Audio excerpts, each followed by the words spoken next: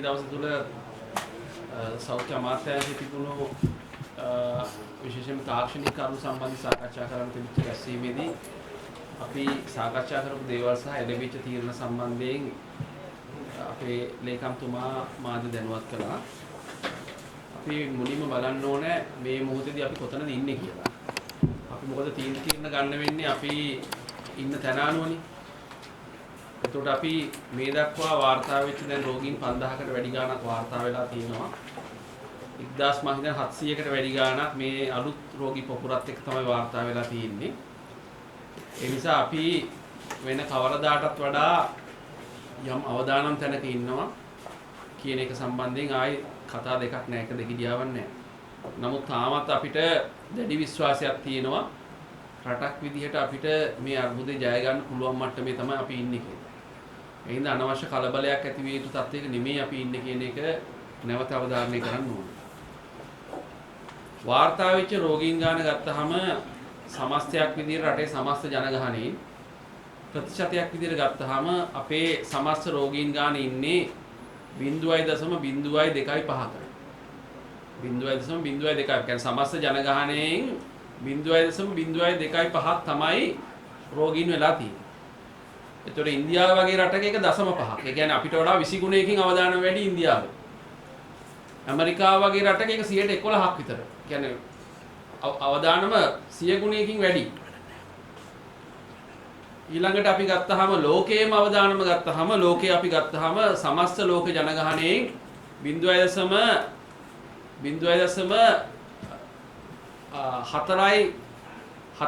ඒ කියන්නේ ආසන්න වශයෙන් 0.5ක වගේ ප්‍රමාණයක තමයි රෝගී පිරිස ඉන්නේ. එතකොට මේ අපිට වාර්තා වෙන රෝගී. ලෝක සෞඛ්‍ය සංවිධානයේ ඊටාම් පැහැදිලිව කියනවා මේ දක්වා මිලියන 38ක් 3,80,00,000 රෝගීන් වාර්තා වෙලා තියෙනවා. ඒ අපිට අහුවෙච්ච ලෙඩු ටික. නමුත් ලෝක සෞඛ්‍ය සංවිධානය අනුමාන කරනවා මේ ලෝකේ ජීවත් වෙන හැම 10 දෙනෙක්ගෙම එක්කෙනෙකුට එක්ක කොවිඩ් හැදිලා එහෙම නැත්නම් කොවිඩ් දැනටත් තියෙනවා. 10 දෙනෙක්ගේ එක්කෙනෙකුට. එතකොට ලෝක ජනගහනය බැලුවාම සාමාන්‍ය ලෝක සෞඛ්‍ය සංවිධානය ඇස්තමේන්තු කරනවා අපිට වාර්තා වෙලා තියෙන මිලියන 38 වුණාට ඇත්තම කොවිඩ් රෝගීන් ගාන මිලියන 800ක් විතර වෙනවා කියලා. ඒකේ තාම බැරෑරුම් සංඛ්‍යාවක්. ඒකෙන් කී දෙනෙක් මේ වෙනකොට වෛරස් එක ඇඟේ තියාගෙන ඉන්නවද කියන එකත් එක්ක තමයි ඊළඟ ප්‍රශ්නේ ඉන්නේ. එතකොට රටක් විදිහට අපි හොඳ තැනක හිටියට මේක ගෝලීය වසංගතයක් කියන එකෙන් ඉවත් කරගන්න අපිට තාම බැරි වෙලා තියෙනවා. ඒ හින්දා තමයි අපි විශේෂයෙන්ම ජනාධිපතිතුමාට මේකේ තියෙන බැරෑරුම්කම සම්බන්ධයෙන් සහ අවධානය යොමු කරන කරුණ ඇතුළත් කරලා අපි විශේෂ ලිපියක් පෙරේද දවස් තුල යොමු කළේ. අපි දන්නවා ඒ සම්බන්ධයෙන් විශේෂ අවධානය ජනාධිපතිතුමාගේ යොමු වෙලා තියෙනවා මේ වෙනකොට. ඒ සම්බන්ධයෙන් එතුමා ක්‍රියාත්මක වෙමින් ඉන්නවා කියලා අපි පෞද්ගලිකව දන්නවා. ඒක විශේෂයෙන් අපි අගය කරනවා.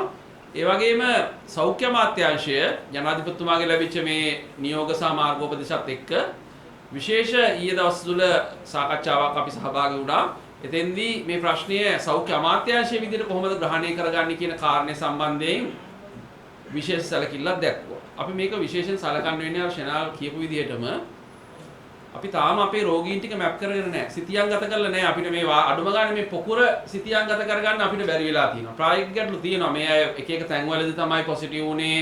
ඒ කියන්නේ මේ කර්මාන්ත ශාලාව ඇතුලේ ඇඟලුම් කම්මල ඇතුලේ පොසිටිව් වෙච්ච අය කොහෙද මැප් කරන්නේ?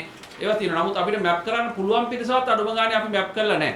දැන් මම අද අරුණ පුවත්පත දැක්කහම මම දැක්කා මේ වාර්තා වෙච්ච ඊයේ දිනේ වාර්තා වෙච්ච රෝගීන්ගේ ආසාදිත ප්‍රදේශ සංඛ්‍යාවත් එක්ක තියෙනවා. දැන් උදාහරණ විදිහට මේ ආශ්‍රිතයන් මේ ඇඟලුම් කම්හලේ සේවකයන්ගේ ආශ්‍රිතයන් ගම්පහෙන් 36 දෙනෙක්, හොරණින් එක්කෙනෙක්, මිනුවන්ගොඩින් 38ක්, අනුරාධපුරෙන් දෙන්නෙක්, කිරිඳිවල 4යි, රාගම 1යි, ගණේමුල්ල 4යි, රත්නපුර 1යි, කළුතර 1යි, දිවුලපිටිය 34යි, සීදුව 42යි. සීදුවට ඇදෙන නීති තිබුණේ නැහැනේ මේ දවස් කීපයක් යනකම්. සීදුව 42යි. ඊගාවට කැලණිය 2යි, කොළඹ 7යි, දොම්පේ 1යි, මීරිගම 7යි, ජායල 1යි, කුරුණෑගල 4යි, කුරුණෑගල 4ක්. ඊගාවට පොළොන්නරුව 1යි, මීගමුවේ 2යි, රත්මලාන 1යි, නුගේගොඩ 1යි, කඩවත 2යි, හැටන්වල 1යි. දැන් මේ ලංකාව පුරාම මේ අරුණ පුවත්පත වාර්තා කරනවා මේ ආසාදිත ප්‍රදේශ අනුව මේ රෝගීන් ගන්න. එතන මෙතන අපිට බැලුවාම ඒ හින්දා තමයි අර මේ සෞඛ්‍ය අමාත්‍යාංශ මාධ්‍ය ප්‍රකාශකතුමාත් කිව්වේ දිස්ත්‍රික්ක 21ක් දක්වා මේක දැන් මේ වෙනකොට ව්‍යාප්ත වෙලා තියෙනවා. ඒ හින්දා විශේෂයෙන්ම ඊයේ සෞඛ්‍ය අමාත්‍යාංශ රැස්වීමේදී අපි සෞඛ්‍ය බලධාරීන් ඉල්ලා හිටියා රට ඉදිරියේ යම් යම් දේවල් පැහැදිලි කරන්න කියලා. මොකද මේවා තාක්ෂණිකව තීරණ ගත යුතු දේවල්. ඒක දැන් රජයේ වෛද්‍යාරීන් සංගමයේ විදිහට අපි තීරණ දෙනවට වඩා මේ සම්බන්ධයෙන් වගකීම් යුතු. මොකද අපි බලධාරීන් නෙමෙයි අපිට කියන්න පුළුවන් දේවල් රටට පෙන්වලා දෙන්න පුළුවන්. ඒ පෙන්වලා දුන්න දේවල් මත තීරණ රටට ප්‍රකාශ කරන්න ඕනේ අදාළ බලධාරීන්. ඒතර අපි විශේෂ වසංගත රෝග විද්‍යාංශයෙන් වගේම සෞඛ්‍ය අමාත්‍යාංශයෙන් ඉල්ලුවා මේ ටෙස්ටිං ඇල්ගොරිතම් එක. ඒ කියන්නේ පරීක්ෂණ ක්‍රමවේදය සම්බන්ධයෙන් තොරතුරු යාවත්කාලීන කරන්න කියලා. දැන් මේ අපිට ලෙඩ්ඩු ටික අල්ල ගන්න පුළුවන් වෙන්නේ අපි හරියට පරීක්ෂණ කළොත් නේ. ලෙඩ්ඩු ටික අල්ලගෙන ස්පිරිතාල වලට දාලා ඒ අය අයිසොලේට් කළොත් විතරයි තවදුරටත් රෝග ව්‍යාප්තිය අපිට පාලනය කරගන්න පුළුවන් වෙන්නේ. අවදානම අඩු කරන්න. ඒ හින්දා අපි කිව්වා ටෙස්ටිං ඇල්ගොරිතම් එක එහෙම නැත්නම් මේ පරීක්ෂණ ක්‍රමවේදය රටට නැවත රීවිසිට් කරලා එහෙම නැත්නම් මේක යාවත්කාලීන කරලා ඉදිරිපත් කරන්න. මොකද අලුත් තත්ත්වයක් නිර්මාණය වෙලා තියෙනවා. ඒකේදී අර ෂෙනාල් කියපු විදිහට වැදගත් එකක් තමයි කේස් ඩෙෆිනිෂන් එකේ. කාවද අපි සැක කරන්නේ කොවිඩ් තියනවාද කියලා. දැන් එවලෙම අදාළ අංශ වසංගත රෝග විද්‍යාංශ එකඟ වුණා. ඒ සම්බන්ධයෙන් අලුත් නිර්වචනයක් අද හෙට දවස් ඇතුළත ඉදිරිපත් කරා. මම හිතන්නේ මේ වෙනකොටත් ඒ සම්බන්ධයෙන් වසංගත රෝග විද්‍යාංශ ක්‍රියාත්මක වෙනවා. ඒක අපි අගය කරනවා. අපි ඊයේ පෙන්වලා දුන්න කාරණයක් එක්ක COVID-19 සඳහා පරීක්ෂණයේ ලක් කළ යුත්තේ කාවද? දැන් මම සමාජ ජීවත් වෙන පුද්ගලයෙක් විදියට මම ඇවිදගෙන ගිහිල්ලා මට PCR එකක් කරන්න කියලා කිව්වට එහෙම කරන්න තරමට PCR අපේ රට ඇතුලේ ඉතුරු වෙලා නැහැ. ඒ හින්දා ඇත්තටම PCR කළ යුත්තේ කාටද කියලා අපි මුලින් තීරණය කරන්න ඕන. අපේ නිර්වචනයක් තියෙන්න ඕනේ. කේස් ඩෙෆිනිෂන් එකක් තියෙන්න ඕනේ.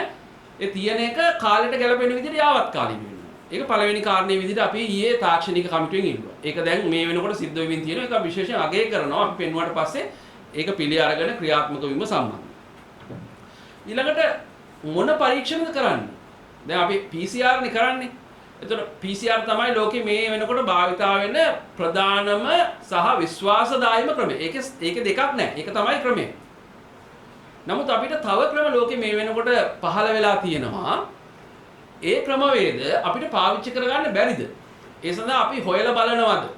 ඒක තාක්ෂණිකව තීන්දුව කරන යුතු කාරණයක්. දැන් උදාහරණයක් විදිහට ඇන්ටිබොඩි ටෙස්ට් එකක් තියෙනවා. ප්‍රතිදේහ පරීක්ෂාව. ඒකට රැපිඩ් ඇන්ටිජන් ටෙස්ට් එකක් තියෙනවා. ප්‍රතිදේහ ජනක පරීක්ෂාවක් ක්ෂණිකව බලන්න පුළුවන්. ඒවල සංවේදීතාවය, ප්‍රබල බව, ඊගාවට මේවල සාර්ථකත්වයේ යම් යම් ගැටලු තියෙනවා. ඒතකොට අපි රට ඇතුළේ මේවා ගේනවා නම් ඒවා හොයලා බලලා තමයි ගේන්න ඕනේ. ඒක තාක්ෂණිකව තීරණය වෙන්න ඕනේ. ඒක පුද්ගලයෙකුට දෙන්නෙකුට තීරණය කරන්න පුළුවන් දේවල් නෙමෙයි. ඒතකොට මේ කුමන පරීක්ෂණ කුමන වෙලාවෙදි කරනවා? ඒක හරි වැදගත් වෙනවා. අපි අවධානයෙන් ගොඩ එන්න. දැන් උදාහරණ විදිහට අපි කිව්වොත් එimhe PCR එකක් අපි තීරණය කළා කියමුකෝ මෙයාට හරියන්නේ PCR එක කියලා. එහෙමනම් මේ PCR එක ලෝක සෞඛ්‍ය සංවිධානය කියනවා ස්ට්‍රැටජිස් දෙකක්, උපක්‍රම දෙකක්, උපක්‍රමශීලී ප්‍රවේශයන් දෙකක්. පළවෙනි එක හඹාගොස් බලන එක, දෙවෙනි එක රිපීටඩ් ටෙස්ටිං නැවත පරීක්ෂාවට ලක් කිරීම. එහෙමනම් කොයි වෙලාවෙද නැවත බලන්න. එතකොට මේ ටෙස්ටිං ඇල්ගොරිතම් එක ඇතුලේ අපි මේ යෝජනා කරන මේක ඇතුලේ රටට කියන්න ඕනේ, ඒක පාරදෘශ්‍ය වෙන්න ඕනේ. කොයි අවස්ථාවලදී. ඒ කියන්නේ අපි දැන් අද පළවෙනි දවසේ කළොත් පොසිටිව් වුණොත් ආයෙ දවස් 3න් සතියෙන් ඒ මොකක් හරි ක්‍රමවේදයක් කියන්න ඕනේ. ඊගාවට දවස් 14න් එක්ක දෙපාරක්ද කරන්න කී වතාවක් කරන්න ඕනද? අඩුම ගානේ දෙපාරක් තුන් පාරක්. ඒ ටික රටට එලි දැක්වෙන්න ඕනේ. දැන් මම මේ කියන්න උත්සාහ කරන්නේ මෙහෙම කළේ නැත්තම් එහෙම අපි රට කොහෙටද යන්නේ කියලා අපිට හිතා ගන්න බැරි වෙනවා. මේවා අපි තීරණය කරන්න ඕනේ. දැන්ටත් තීරණය වෙලා තියෙන දේවල් තියෙනවා ඒවා රීවිසිට් කරන්න ඕනේ. ඒතකොට දෙවෙනි කාරණේ විදිහට මම කිව්වා මොන පරීක්ෂණ කුමන අවස්ථාවලදී පාවිච්චි කරනවද කොයි අයට පාවිච්චි කරනවද කියලා බලන්න ඕන. තුන්වෙනි විදිහට මම කිව්වා පරීක්ෂණ රිපීට් කරන්න ඕන, නැවත කරන්න ඕන, කුමන කාල පරාසවලින්ද කියලා තීරණය කරන්න ඕන.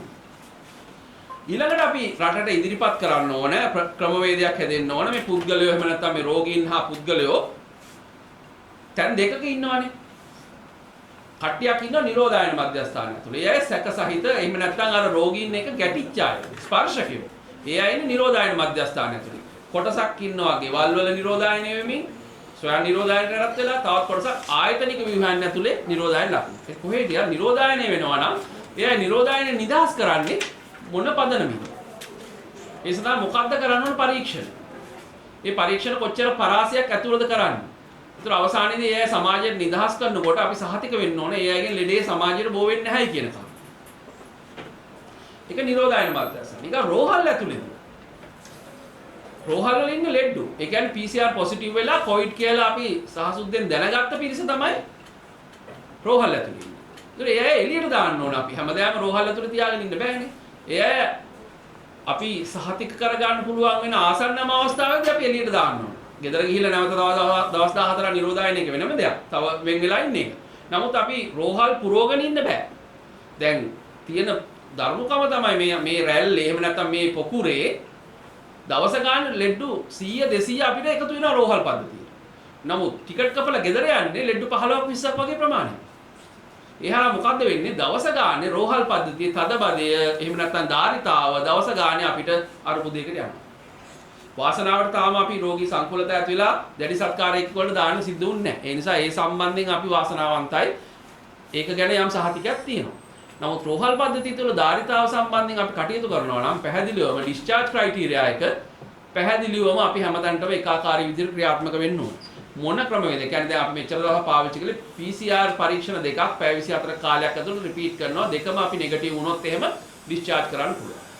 එකක් හරි පොසිටිව් වුණොත් එහෙම අපිට පුළුවන් ඇන්ටිබොඩි ටෙස්ට් එකට යන්න. එතකොට ඇන්ටිබොඩි ටෙස්ට් එක හරහා එතකොට අපිට පුළුවන්කම ලැබෙනවා ඇන්ටිබොඩි ටෙස්ට් එකේ ඒ ක්‍රමවේද ඔස්සේ එහෙම තමයි ටීට් එක බලලා ඉවරලා රෝගියාව රෝහලෙන් නිදහස් කරන්න. මොකද රෝහල් ඇඳන් ටික හිස් කරගන්න එක ඉතා වැදගත් වෙනවා. රෝහල් පද්ධතිය අකර්මණ්‍ය වෙන එක එහෙම නැත්නම් ධාරිතාව ඉක්මවා යන එක වළක්ව ගන්න. ඒකට මේ සියල්ල අපි ඊයේ වසංගත රෝග විද්‍යාංශය ඇතුළේ එතනින්ම තාක්ෂණිකයට නිලධාරීන් කිව්වා. ඒ සම්බන්ධයෙන් ඉතාම සාධනීය ප්‍රතිචාර මේ වෙනකොට ලැබිලා තියෙනවා. අද උදේත් මට වසංගත රෝග විද්‍යාංශයෙන් කතා කළා. ඒ අය මේ වෙනකොටත් අපි කියපු විදිහට මේ සියල්ල නැවත රීවිසිට් කරමින් යනවා. මොකද සෞඛ්‍ය අමාත්‍යාංශයේ මේ ඒකක වලට ඉතාම කාර්යබහුල අවස්ථාවක් මේක. ඒ හින්දා තමයි අපේ දායකත්වය අපි ඒකට උදව්වක් විදිහට තමයි අපි දෙන්න බලාපොරොත්තු වෙන්නේ. දැන් මේ වෙනකොට කොවිඩ් ආපු දවසේ ඉඳන් මේ දක්වා මාර්ගෝපදේශ චක්‍රලේඛ විතරක් 56කට වැඩි ගණනක් සෞඛ්‍ය අමාත්‍යාංශයෙන් නිකුත් කරලා තියෙනවා. විවිධ අවස්ථාවල. දැන් අපි මුලින් ගහපු ඒවා දැන් බලාත්මකද කියන ප්‍රශ්න තියෙනවා. ඒ හින්දා අපි ඉල්ලුවා ඒවා ඔයින් අදාළ ඒවා බලාත්මකයි කියන සම්බන්ධයෙන් රට දැනුවත් කරන්න කියන කාරණේ. එහෙම වුණොත් තමයි අපිට මේ தත්ත්වයේ පවතින අභියෝගේ ජය ගන්න පුළුවන් වෙන්නේ. ඊළඟට අපි මේ තාක්ෂණික පිරිසකින් ඉල්ලුවා තවත් පැහැදිලි කිරීම් කිහිපයක් කරන්න කියලා. එකක් තමයි ගොඩක් වෙලාවට මාධ්‍යත් අපෙන් අහන දෙයක් තමයි මම දැක්ක හමුදාපතිතුමාගෙනුත් අහනවා. සමහර වෙලාවට එතුමාත් සමහරවිට අපහසුතාවයටපත් වෙනවා. සමහර වෙලාවට මම අර එතෙන්දි ප්‍රශ්නේ ඉන්නේ අර ෂෙනාල් කියපු කතාව තමයි. ඒ කියන්නේ සෞඛ්‍ය අමාත්‍යාංශයේ මේක පැහැදිලි කරන්න කෙනෙක් නැති වුනහම ඊගාවට ඉතුරු වෙන්නේ හමුදාපතිතුමා. එතුමාගෙන් අහන්න වෙනවා ඒ වගේ ප්‍රශ්නත්. ඒතකොට හමුදාපතිතුමා මේ සම්බන්ධයෙන් මේ සෞඛ්‍ය පිළිබඳ විශේෂඥයෙක් නෙමෙයිනේ. ඒතකොට එතුමාත් අපහසුතාවයටපත් වෙලා සමහර ප්‍රශ්නවලින්. ඉතින් විශේෂයෙන්ම ජනමාධ්‍ය දිගින් දිගටම අහන දෙයක් තමයි මේ සමාජ ව්‍යාප්තියක් දක්වා පැතිරෙන්න මේකේ තියෙන ඉඩකඩ මොකද්ද? එහෙම වෙලාද තියෙන්නේ? එහෙම නැත්නම් ඇයි කියන්නේ? එතකොට ඒකට හරි උත්තරයක් දෙන්න කියන එක අපි ඊයේ වසංගත රෝග විද්‍යාඥයෙක්ට කිව්වා. ඒක තාක්ෂණිකව තීරණය කළ යුතු දෙයක් නේ. සමාජ ව්‍යාප්තිය කියලා නිර්වචනයක් තියෙනවා. ලෝක සෞඛ්‍ය සංවිධානය කියලා තියෙනවා unrelated. ඒ කියන්නේ එකට එකක් සම්බන්ධ නොවන රෝගී පොකුරු ගණනාවක් රට ඇතුළේ බිහි වුණොත් ඒක සමාජ ව්‍යාප්තිය තමයි කියන්නේ. එතකොට දැන් මෙතන අපිට මේ සියල්ලම අපිට මේ මිනුවන්ගොඩ ඇඟලුම් කම්මලේ පොකුරත් එක්ක සම්බන්ධ කරලා යන්න පුළුවන්ද? ඒකේ මගහැරණේවා තියෙනවද? ඒ සියල්ල තාක්ෂණිකව පැහැදිලි විය යුතු දේවල්. ඒක පැහැදිලි කළ යුතු හොඳම තැන තමයි වසංගත රෝග විද්‍යාංශය. ඒ හින්දා අපි කිව්වා අපිට මේ වෙනකොට කියන්න පුළුවන් එක දෙයක් තියෙනවා. ඒ තමයි වෙන කවදාටත් වඩා සමාජ ව්‍යාප්තියක් කරා යන්න තියෙන අවදානම වැඩි වෙලා තියෙන්නේ මේ මොහොතේදී. තාම සමාජ ව්‍යාප්තියක් වෙලයි කියලා ප්‍රකාශනපත් කරන්න බෑ. නමුත් ඒ සඳහා ඉදිරියේදී අපි අද ගන්න තීරණත් එක්ක තමයි සමාජ ව්‍යාප්තියට යනවද නැද්ද කියලා තීරණය කරන්නේ. වෙනද කවදාටත් වඩා වැඩි අවදානමක් මේ මොහොතේදී මතුවලා තියෙනවා. ඒක වසංගත රෝග විද්‍යාංශයට අපි කිව්වා කරුණාකරලා රටට ජනමාධ්‍යයට රටේ දේශපාලන බලධාරීන්ට සියලු දෙනාට පැහැදිලි කරලා කියන්න මේකට තියෙන අවදානම් මොකක්ද? දැන් අපි කොහෙද ඉන්නේ? ඒක තාක්ෂණිකව පැහැදිලි කරන්න කියන කාරණය. ඊළඟට අපි වසංගත රෝග විද්‍යාංශයට කිව්වා අපේ ඉලක්කය මොකක්ද කියලා රටට කියන්න. අපිට ඉලක්ක දෙකක් තියෙන්න පුළුවන් නේ. අපිට පළවෙනි ඉලක්කය වෙන්න පුළුවන් අපි අර අපිට එලිමිනේෂන් ෆේස් එකට යන්න බැරි වුණාට කියන්නේ තුරන් කරන්න බැරි වුණාට අපිට පුළුවන් මේ පොකුර නිවලා දාන්න. දැන් අපි එහෙමනේ කරගෙන ගියේ පහුගිය කාලේ අපි මේ කන්දකාඩු පොකුර අපි නිවලා දැම්මා. ඊගාවට නාවික හමුදා පොකුර අපි නිව්වා. ඊගාවට අපි මැද කොළඹ වාර්තා වෙච්ච රෝගී පොකුර නිව්වා. එතකොට මේ අවස්ථාවේදී අපේ අරමුණ ඒකද? මේ රෝගී පුකුර නිවල දාන්නද අපේ අරමුණ? එහෙම නැත්නම් අර නියර් සීරෝ ලෙවල් එකට. එහෙම නැත්නම් ලෙඩ වාර්තා නොවන දැන් අපිට මාස දෙකක් තුනක්ම සමාජයේ රෝගීන් වාර්තා වුන්නේ නැහනේ. එතෙන්ටද අපි යන්න බලාපොරොත්තු වෙන්නේ. ඒකේ කරමුණන්නේ. දෙවෙනි අරමුණ තමයි ලෝකේ තවත් සමහර රටවල් කියනවා අපි කොවිඩ් එක ජීවත් වෙන්න ඕනේ. ලෙඩුත් ඉන්නවා අපිත් ඉන්නවා රටත් සාමාන්‍ය විදිහට යනවා. එතෙන්ටද අපි යන්නේ කියන එක අපි ඉස්සෙල්ලා පැහැදිලි කරගන්න ඕන. මොකද මේ දෙකේ ස්ට්‍රැටජිස් වෙනස්. අපි ඩෙවලොප් කරන්න ඕන ස්ට්‍රැටජිස් වෙනස්. ඒ හින්දා අපි මේක තීරණය කරන්න හොඳම කට්ටිය තමයි වසංගත රෝග විද්‍යාංශය. ඒක තමයි තාක්ෂණික දැනුම තියන අය ඉන්නේ. ඒ හින්දා අපි වසංගත රෝග විද්‍යාංශදී කිව්වා මේකට අපේ ගෝල් එක අරමුණ මොකක්ද කියලා රටට ප්‍රකාශ කරන්න. අපි යා යුතු හොඳම තැන මේ වෙලාවේ. අපි ගෝවා ඒක කළාට පස්සේ අපි තීරණය කරමු අපිට අපේ ස්ට්‍රැටජිස් මොනවද කියලා. අපේ උපක්‍රම මොනවද? අපේ උපක්‍රමශීලී ප්‍රවේශයන් මොනවද? දැනට තියෙන සංචාර සීමා ඇද්ද? තව ඒක වැඩි කරන්න ඕනද? ගම්පහ තව එහා ප්‍රදේශ වලට යන්න ඕනද? මේ සියල්ල තීරණය වෙන්නේ අපේ අර ගෝල් එක. එහෙම නැත්නම් අපේ ඉලක්කයත් එක්ක. ඒතර මේ සියල්ල අපි ඊයේ වසංගත රෝග විද්‍යාංශයට කිව්වා. දැනටම මම හිතන්නේ වසංගත රෝග විද්‍යාව එකකේ විසින් අද උදේත් මට දැනුම් දුන්නා. මේ සමහර දේවල් වලට එතුමාලා මේ වෙනකොට තාක්ෂණිකව අධ්‍යයනය කරමින් ඉන්නවා මේ සම්බන්ධයෙන් රටට තොරතුරු ඉදිරිපත් කරන්න. ඒක අපි හොඳ ප්‍රවණතාවයක් විදිහට දක්වනවා. ඊයේ දවස් තුල විශේෂයෙන්ම ජනාධිපතිතුමාගෙන් ලැබිච්ච මේ නියෝගත් එක්ක මේ වෙනකොට සෞඛ්‍ය අමාත්‍යාංශය තුල විශාල පිබිදීමක් අපි දකිනවා. මෙහෙයුම් මැදිරියක් ආරම්භ කරලා තියෙනවා. තොරතුරු දැන් යම් මට්ටමකින් මෙහෙයුම්ද ලැබෙනවා කියලා සහතිකය ලැබිලා තියෙනවා. එතකොට ඒ තොරතුරු පාර්ශව කරුවන් එක්ක බෙදා ගන්නම් කියන වචනේ අපිට ලැබිලා තියෙනවා. දැන් මෙච්චර දවස් තිබිච්ච නැති තත්ත්වයක්. ඒ නිසා බලාපොරොත්තු වෙනවා අපි සුබදායීව දැස් දැල්වා බලාගෙන ඉන්නවා. මේ ඇතිවෙච්ච වෙනසත් එක්ක සෞඛ්‍ය අමාත්‍යාංශයේ ඉදිරි කටයුතු මේ පවතින තත්ත්වයට වඩා හොඳට කළමනාකරණය කරගන්න පුළුවන් වේවි. ඊයේ දවසේ සෞඛ්‍ය අමාත්‍යාංශයේ රැස්වීමේදී අපි තවත් වැදගත් තීරණ දෙකක් ගත්තා. එකක් තමයි මේ අපි දැන් ගොඩක් ආයතනවල සේවාවන් සීමා කරලා තියෙනවානේ. ඒ නිසා රෝහල් පද්ධතිය තුලත් සේවාවන් සීමා කිරීම සම්බන්ධයෙන් අපිට ඉදිරියේ තීරණයක් ගන්න වෙනවා. මොකද රෝහල් ඇතුලේ සෙනග එකතු කළා ඒ එකතු වෙන සෙනග හරහා අපිට අවධානමකට ලක් කරන්න බෑනේ එකතු වෙන පිරිස. ඒතොර ඒ සඳහා විශේෂයෙන් මුලින්ම ගම්පහ සහ කොළඹ දිස්ත්‍රික්ක දෙකේ සේවාවන් සීමා කිරීම සම්බන්ධයෙන් සෞඛ්‍ය ලේකම්තුමාගේ අවධානය යොමු කළා. එතුමා ඒ සම්බන්ධයෙන් අවශ්‍ය මාර්ගෝපදේශ අද හෙට වෙනකොට නිකුත් කරන්නම් කියලා එකඟතාවයකට ආවා. දෙවෙනි එක තමයි මේ ඇඳුම් නීති දාලා තියෙන ප්‍රදේශවල සෞඛ්‍ය කාර්යාලවල ඉන්නවා. ඒ අයගේ කොටසක් දැන් වැඩට එනවා. ඒතොර ඒක තරම් සුබදායී තත්ත්වයක් නෙවෙයි කියන එක අපි පෙන්නලා දුන්නා. ඒ අයට විශේෂ නිවාඩුවක් දීලා මොකද අනිත් තැන් වල වැඩට එන්නේ නැහනේ. ඒ හින්දා විශේෂ නිවාඩුවක් දීලා ඒ අයවත් මේ මොකද ඒ අයටත් අවදානම තියෙනවා. ඉතින් ඒ නිසා ඒ අවදානම ගන්න නැතුව ඒ අයටත් විශේෂ නිවාඩු ක්‍රමවේදයක් හදලා දීලා ඒ අයටත් මේ කාලය තුල නිවසේ ඉඳන් වැඩ කරන්න පුළුවන් වාතාවරණයක්. කියන්නේ අපි කියවන work from home කියලා. එතකොට මේ සෞඛ්‍ය අමාත්‍යාංශයටත් නිවසේ සිට වැඩ කළ හැකි ක්‍රමවේදයක් හදලා දෙන්න. ඒ අයට විශේෂ වැඩට එන්නේ නැතුව විශේෂයෙන් එතන වැඩ කරන්න පුළුවන් වාතාවරණය හදලා දෙන්න කියලා අපි ඉල්ලීමක් කළා. ඒ හින්දා බලාපොරොත්තු වෙනවා විශේෂයෙන් මේ සියල්ල හරහා බලාපොරොත්තු වෙන රට හොඳ තැනකට ගන්න. දැන් ඊයේ අපි දැක්ක සිද්ධි ගණනාවක් වාර්තා වෙනවා. විශේෂයෙන්ම අර මතුගම අන්තර් නගරාන්තර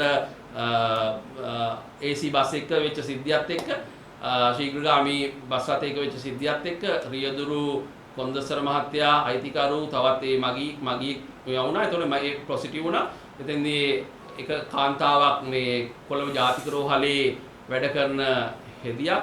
එතකොට ඒ හරහා ජාතික රෝහලේ ස්නායු දැඩි සත්කාරයකගේ අද වෙනකොට වහලා දාන්න වෙලා තියෙනවා.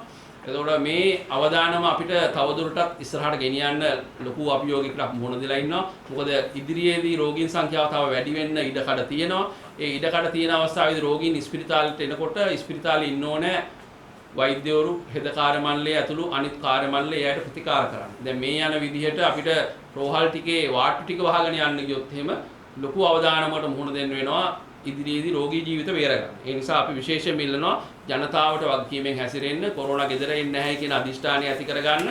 ඒ වගේම තමන් වගකීම් සහගතව හැසිරීමේදී තමන් යන ගමන් බිමන් පිළිබඳ සටහන් තබා ගන්න, ඒ බස් වල අංක ලියා ගන්න. තමන් ත්‍රිවිල් එක ගියා නම් අඳුරන්නේ නැති ත්‍රිවිල් එක ගියා නම් ඒ දුරකථන අංකයේ ත්‍රිවිල් එකකින් ඉල්ල ගන්න, අංකේ ලියාගෙන තියාගන්න. වැඩබිම් වලට අපි කියනවා තමන්ගේ වැඩබිම් පිළිබඳ වගකීමෙන් හැසිරෙන්න. කාර්ය මණ්ඩලයේ සියලු දෙනාගේ ලේඛන යථාවත් කරන්න, දුරකථන අංක අලුත් ලිපිනයන් සේරම යථාවත් කරලා තියාගන්න. හදිසි අවස්ථාවකදී ප්‍රයෝජනට ගැනීම සඳහා ඒ සියල්ල අපිට වැදගත් වෙනවා. ඒ වගේම ලොකු ආයතන වලට අපි කියනවා දැන්ටත් රට අපි විවෘත කරලා ඉදිරියට යන මොහොතක් නිසා ඒ ආයතනවල ඒ කාර්ය මණ්ඩල අපි වෙන් කරන්න, එක එක සෙක්ෂන්ස් වලට කඩන්න. හැමෝම එකට ගැටෙන්න සලස්වන්න එපා. 500ක් ඉන්නවනම් ඒක 100 ගොඩවල් වලට පහලා කඩලා ඉවරලා ඒ 100 ගොඩවල් වෙන වෙනම හැසිරෙන විදිහට ආයතන ව්‍යුහයන් හදාගන්න. එහෙම වුණොත් අපිට මේ අර්බුදය ජය ගන්න පුළුවන් වෙයි. ඒ සඳහා සැලසුම් අපිට සකස් කිරීම තමයි මේ වෙනකොට සිද්ධ වෙන්නේ. ඒ සැලසුම් වලට අනුව කටයුතු කිරීමේ වගකීම දේශපාලන අධිකාරියට, සෞඛ්‍ය ආරක්ෂක අංශවලට වගේම රටේ ජනතාවට තියෙනවා. බොහොම ස්තුතියි. මේ සම්බන්ධයෙන් ප්‍රශ්න මොකද? ඉන්දියාවේ තියෙනවද මේ කොරෝනා ටෙස්ට් එක PCR වලට හැරෙන ඒකතරකට ලාභදායකව මොකක්ද දන්නේ නැහැ. මෙහෙමයි මම ඒකයි කිව්වේ අර ටෙස්ටිං ඇල්ගොරිතම් එක හදන්න කියලා කිව්වනේ. ඒකෙදි මම අර දෙවෙනි කාරණේ විදිහට කිව්වේ කුමන පරීක්ෂණ කුමන වෙලාවෙදි කරන්න ඕන කියලා. ඒතකොට ඔබ කියන එක හරි. සමහර ඉන්දියාවේ සමහර ප්‍රදේශවල එහෙම වාර්තා වෙනවා. ඒ අය මිලක් අඩු වැඩි අඩු කාලෙකදී කරගන්න පුළුවන් පරීක්ෂණ ක්‍රමවේද විශේෂ රැපිඩ් ඇන්ටිජන් ටෙස්ට් එක වගේ පාවිච්චි කරනවා කියලා. නමුත් ඒක අපේ රටට කොච්චර ගැලපෙනවද කියලා අපි ටෙස්ට් කරලා තමයි ගෙන්නන්න ඕනේ. එහෙනම් තමයි අපි මේක ඔබවත් මමවත් නෙමෙයි තීරණය කරන්න ඕනේ, තාක්ෂණිකව තීරණය කරන්න ඕනේ. ඒ සම්බන්ධයෙන් ඒතර වසංගත රෝග විද්‍යාංශ මේ වෙනකොට අදාළ අධ්‍යයනයක් සිදු කරමින් සිටිනවා. අනිත් රාජ්‍යයේ හෝ කවුරුත් මේ කොරෝනා තියෙනවා කියලා කියන මේ ආසාදීනේ ඉන්නවා කියන එක මැඩිකමක් දක්වනවා මේක ප්‍රසිද්ධ කිරීම. දැන් මේ ප්‍රසිද්ධ කිරීමෙන් මේ ස්ථානෙට යන ජනතාව වැළැක්වෙනවා. දැන් මේ නොකිරීමෙන් වෙන්නේ තවත් මේ ප්‍රසාරණය වෙනවා. ඔබ ඊටාම සංවේදී කාරණයක් මතු කළේ. ඒ හින්දා තමයි සෞඛ්‍ය අමාත්‍යාංශ සිද්ධ වුණේ මේ මාධ්‍ය ආචාර ධර්ම සම්බන්ධෙනුත් යම් මඟ පෙන්වීමක් කරන්න. අපි දකිනවා මේ නිරෝධායනය කරන්න මහජන සෞඛ්‍ය පරීක්ෂක මහතුරු ගෙවල් වලට යනකොට මන්දනේ AI කියලාද ඒ අයගේ පිටිපස්සෙන් ඇවිල්ලාද මාධ්‍ය දිගටම ගිහිලා ඒ ගෙවල් වීඩියෝ කරලා දානවා. ඒ ගෙවල් වල තත්ත්වය රටට පේනවා. ඒ මිනිස්සුන්ගේ මූණු සමහර දැන් අය ගොඩක් අඩුයි ආරම්භයේ තිබිච්ච තත්ත්වය මං කියන්නේ. ඒතර වගකීමක් තියෙනවා. මේක මේ ලැජ්ජ වෙන්න ඕන ලෙඩක් නෙමෙයි. මේ සම්බන්ධයෙන් අපි මීට කලිනුත් කතා කරලා තියෙනවා. විශේෂයෙන්ම අපි කවුරුවත් හිතලා මේ කොවිඩ් බෝ කරගන්නේ නැහැ. දැන් මේ ඇඟලුම් කම්හල් සිද්ධියේදී අපි දැක්කා විශේෂයෙන්ම සමාජ මාධ්‍යවල ක්‍රියාකාරීත්වය සම්බන්ධයෙන් ලොකු බරපතල ප්‍රශ්න තියෙනවා. ඉතාලම අපිට උත්තර දෙන්න සමහර වෙලාවට බෑනේ ඔය එෆෙක්ට් වෙන පාටි එකට. එහෙම නැත්නම් අපි දැන් මේ කාන්තාවගේ සිද්ධිය විතරක් ගන්නකො. ඒ කාන්තාවට එතකොට දැන් එළි වෙමින් තියෙනවා එයා නෙමෙයි පළවෙනි රෝගියා කියලා. නමුත් කොච්චර ලේබල් වැදුනද කොච්චර හංවඩු වැහුණද ඒවට උත්තර දෙන්නේ ඒ අයට අවස්ථාව තියෙනවා. ඒ නිසා විශේෂයෙන්ම අපි ඉන්නවා මේ සියලුම ආයතන වලට ජනමාධ්‍ය ආයතන ඇතුළු මේ සියලුම ආයතන වලට වගකීමෙන් මේ වෙලාවේ කටයුතු කරන්න. ඔබ කියන දෙපැත්තම තියෙනවා.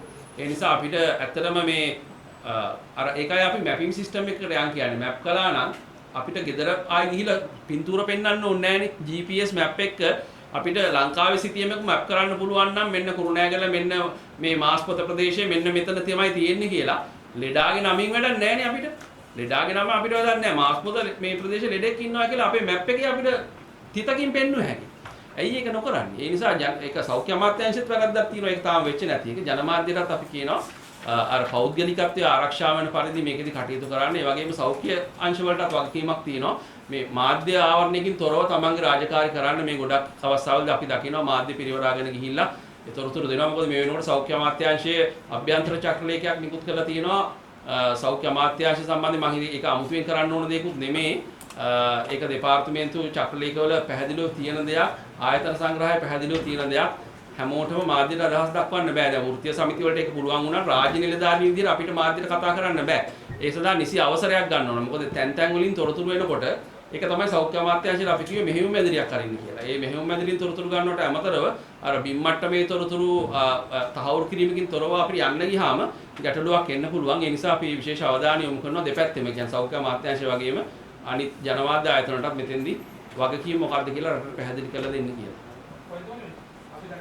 මේ කාලේ අනුරාධපුරයේ ඉතිරි බෙදසොලේ අන්නාය කොකර දෙයි ලංකාවේ හැමතැනම මුතුන් සඳහන් කර ආකාරයටම ඒක විශේෂක හමු වෙනවා. තවත් අපිට මේ ඉතිරි කොකරම ලෙස විග්‍රහ කරන්න පුළුවන් දෙයක්. ඔව්. ඒක තමයි දැන් මම අර කිව්වේ අපි ඊයේ වසංගත රෝග විද්‍යාංශයෙන් ඔක තමයි ඉල්ලුවේ. ඔබ අහන ප්‍රශ්නෙට උත්තරේ. දැන් මේ රෝගී පොකුරේ හිටපු මේ රෝගීන්ගේ ගෙවල් හැමතැනමනේ. දැන් අර නාවික හමුදා කොඳුරෙන් සිද්ධියේදීත් ඒ වගේම එක්තරා මට්ටමකට සිද්ධ වුණා.